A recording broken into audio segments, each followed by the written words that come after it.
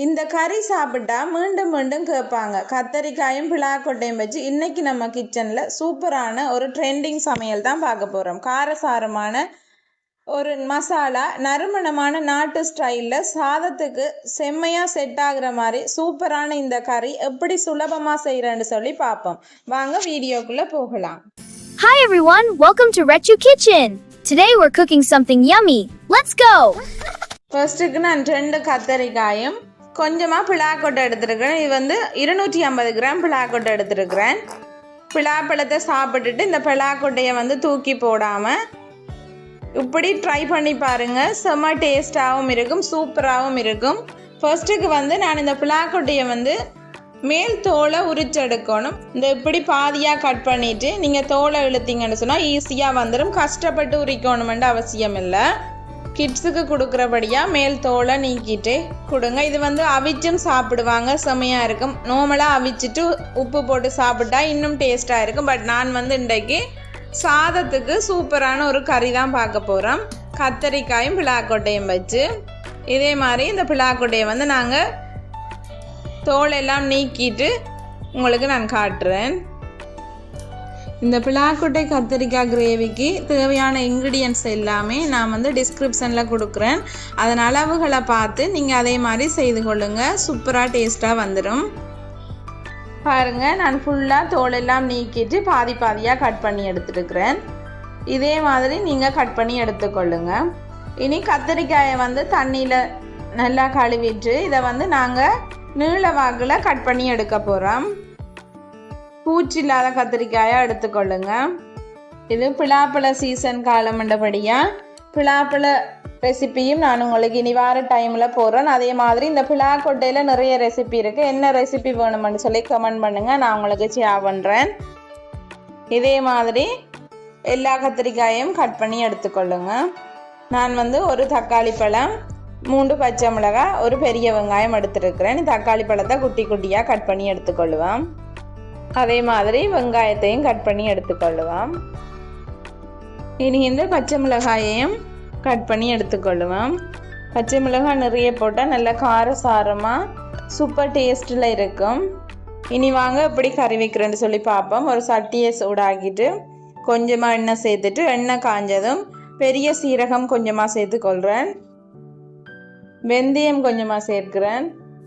இதோட வெட்டி வச்சிருக்கிற தக்காளி பழம், வெங்காயம், பச்சை மிளகாயை சேர்த்து வதக்குறேன். கொஞ்சமாக இந்த வதங்குறதுக்கு தேவையான கல்லுப்பு சேர்த்துக்கொள்கிறேன். இது வதங்கி வரும்போது க்ளீன் பண்ணி வச்சுருக்கிற இந்த பிளாக்கொட்டையை வெட்டி தோல் நீக்கிட்டு ஒரு 2 தண்ணியில் வடிவாக வாஷ் பண்ணி எடுத்துட்டு அதையும் இந்த தக்காளி பழத்தோடு சேர்த்து வதங்க விடுங்க. அதோட வெட்டி வச்சிருக்கிற கத்திரிக்காயும் சேர்த்து நல்லா அந்த எண்ணெயிலேயே வதங்கி வரணும். மிக்ஸ் பண்ணி விட்டு நல்லா வதங்க விடுங்க. இதை வந்து மூடி விட்டு ஒரு 2 நிமிஷம் மூடி விட்டு திறந்து மிக்ஸ் பண்ணி விட்டு நல்லா அவிய விடுங்க. பாருங்கள், கத்திரிக்காய் வதங்கி வருது. இந்த டைமில் வந்து நான் ஒரு பாதி தேசி பழத்திட அளவுக்கு பழப்புளி கரைச்சி வச்சு அதை சேர்த்துக்கொள்கிறேன். இந்த கத்தரிக்காய் பிளாக்கொட்டை வந்து இப்போ ரொம்பவே ட்ரெண்டிங்கில் போகுது. கண்டிப்பாக ட்ரை பண்ணி பார்த்துட்டு அப்படி இருக்குன்னு சொல்லி கமெண்ட் பண்ணுங்கள். மூடி விட்டு நல்லா வதங்க விடுங்க. பாருங்கள் எப்படி நல்லா வதங்கி வருதுன்னு சொல்லி. இந்த டைமில் வந்து நான் தேங்காய் பால் வந்து 2ஆம் தேங்காய் பால் தான் சேர்க்குறேன். முதல் பால் கொஞ்சமாக கட்டியாக எடுத்து வச்சுருக்கிறேன். இது 2ஆம் தேங்காய் பால் சேர்க்குறேன்.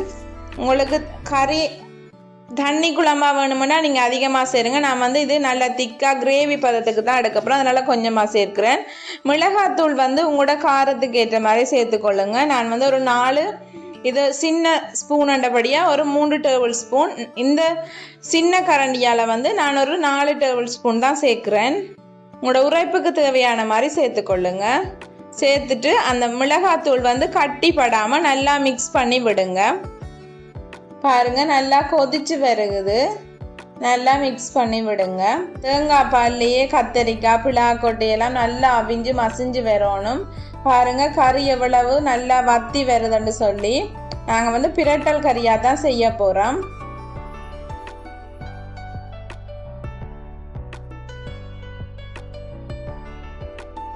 கறி நல்லா வத்தி வந்தது முதல் தேங்காய் பாலையும் சேர்த்துக்கொள்ளுங்க.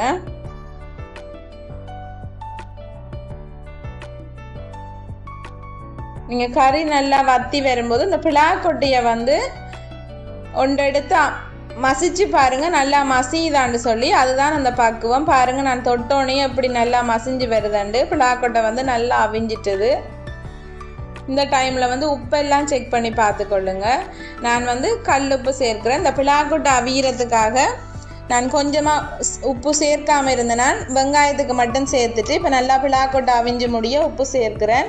பாருங்கள், மூடி விட்டு உப்பு சேர்த்து மூடி விட்டு நல்லா கறியை வந்து வத்த விட்டு வச்சுருந்தேன். நான் மீடியம் ஃப்ளேமில் வச்சு கறி வந்து நல்லா வத்தி சுண்டி வருது.